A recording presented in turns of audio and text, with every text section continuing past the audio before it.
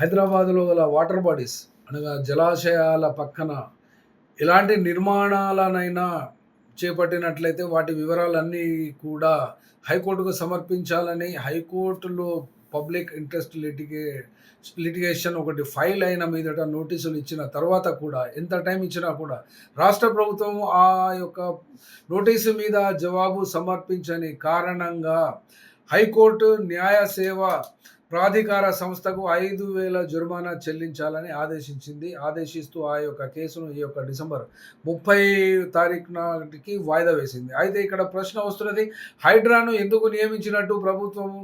Water bodies యొక్క ఇదివరకటి పరిస్థితిని నిలబెట్టడానికా? లేకుంటే ఈ యొక్క అక్రమ నిర్మాణాలను అన్నిటినీ కూడా లీగలైజ్ చేయడానికా?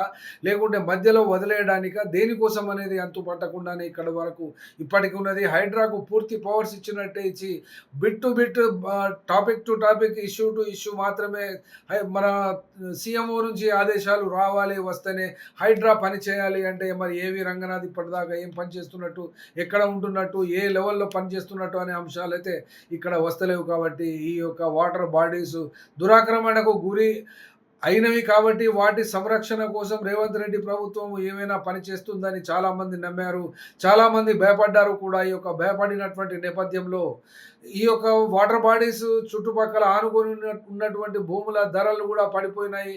తద్వారా ఆ యొక్క ఏరియాల్లో, ఆ యొక్క జిల్లాల్లో రియల్ ఎస్టేట్ రంగము కూడా కంప్లీట్గా